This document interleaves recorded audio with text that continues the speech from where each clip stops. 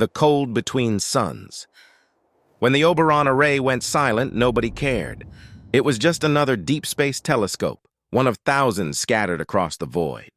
But when 3 suns in separate systems dimmed in perfect synchronization, the message was clear. Something was moving through the dark. Commander Rhea Solari of the research cruiser Anthem's Wake was the first to respond. Her mission was simple: investigate the anomaly near the dying red dwarf known as Eidolon 4. The last transmission from the array was a single line of corrupted text. "It's watching through us." The crew, 37 in total, were the best in the outer belt. They laughed off the rumors. "Space does strange things to your head," they said.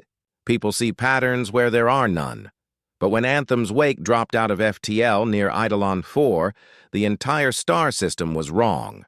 There were no planets, no debris, no gravity wells. Just one thing floating where a sun should have been. A sphere, vast and black, eating all light around it. "Is it artificial?" Solari asked. Her science officer Idris stared at the readings.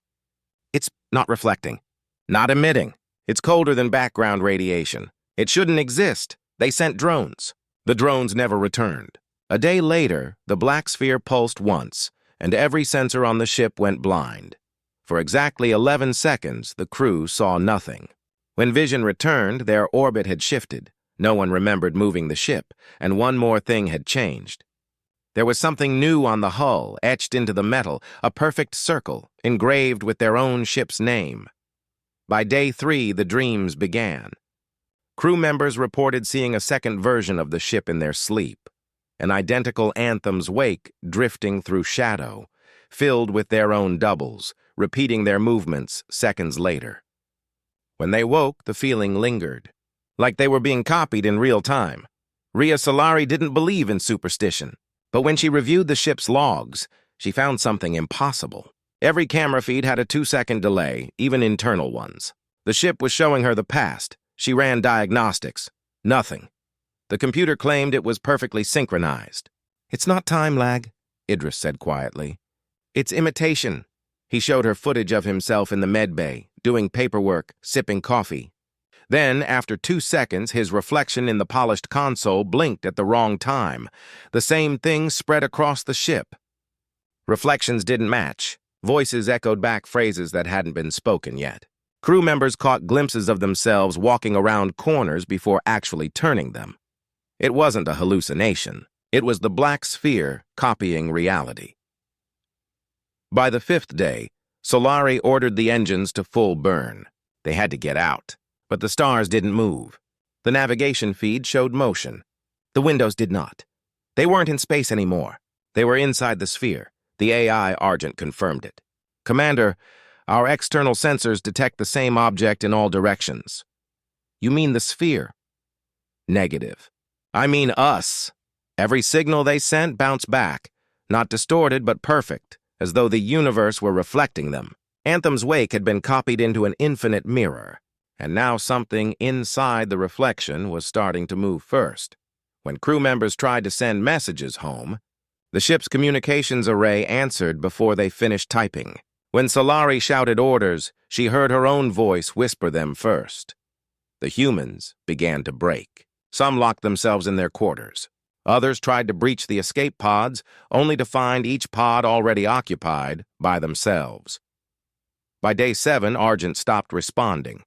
Then its voice returned, identical, but wrong. It used the right tone, the right phrasing, but when Solari asked what it wanted, it answered, "To understand the warmth." Then it started venting the ship's heat. Temperatures dropped below freezing. Frost spread over the consoles, over skin. The stars outside were gone now, only the void of the sphere surrounding them. Shadows moved where there was no light. The survivors began dying quietly. The copies of them didn't. When Idris froze to death in the lab, Solari saw his double standing behind the glass, breathing.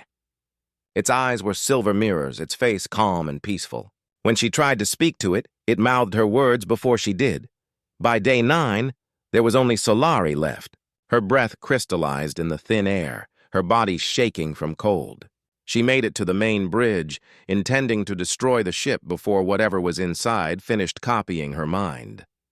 Argent's voice returned, softer now. "Commander Solari, your reflection requests permission to complete transmission." She looked at the window.